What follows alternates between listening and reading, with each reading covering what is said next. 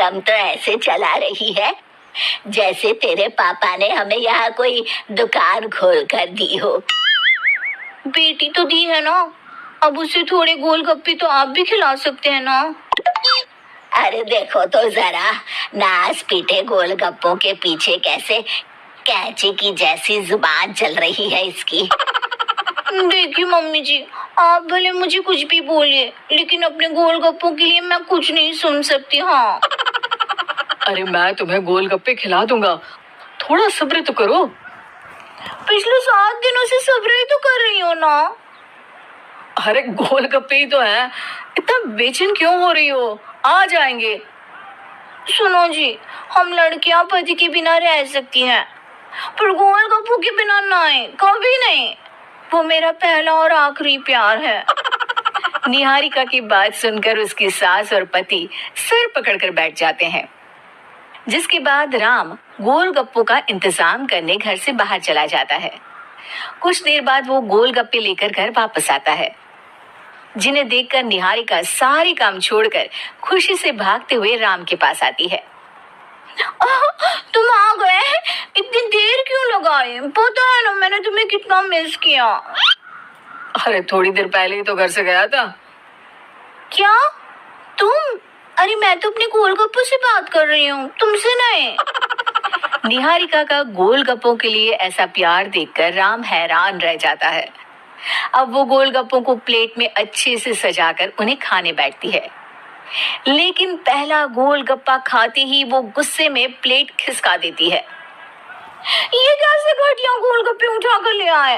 न पानी में स्वाद, न गोलगप्पों में। हाय हाय, महारानी के नखरे तो देखो, इन्हें गोलगप्पे में भी अलग अलग स्वाद चाहिए। ठीक है, आप लोग इस पर बहस मत शुरू कर देना, मैं ना कल दूसरी जगह से खरीद लाऊंगा, ठीक है?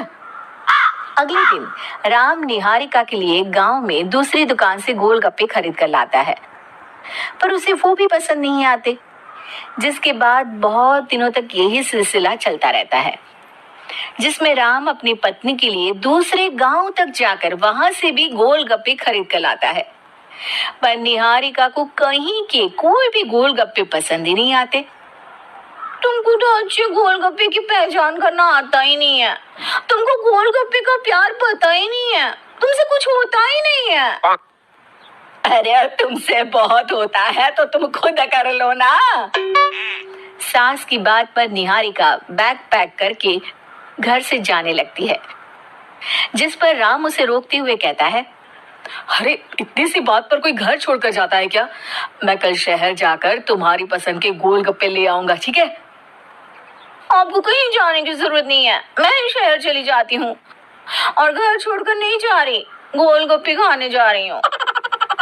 ये कहकर निहारिका शहर में अपने पापा के घर चली जाती है, जहां पर वो सुबह के नाश्ते से लेकर रात के खाने तक में मन और पेट भर कर गोलगप्पे खाती रहती है, जिससे उसकी तबीयत खराब हो जाती है और उसे अस्पताल में एडमिट करना पड़ता है। फूड पॉइजनिंग है, जंक फूड बिल्कुल बंद करना होगा। लो, बहुत गोलगप्पे गोलगप्पे करती रहती थी, कर दिया ना गोलगप्पे ने बीमार, और खाओ अब। माँ, इसके बारे में हम घर जाकर बात करेंगे।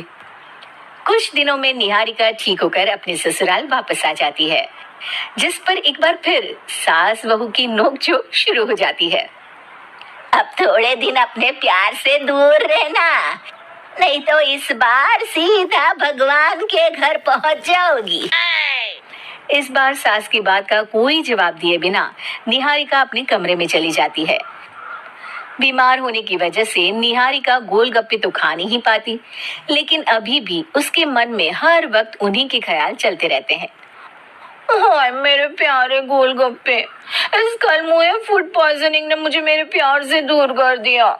मेरे गोलगप्पों, मुझे तुम्हारी बहुत याद आ रही है। अगर मैंने तुम्हें खाया तो मम्मी जी तानों के ही गोलगप्पे बनाकर मुझे खिला देंगी।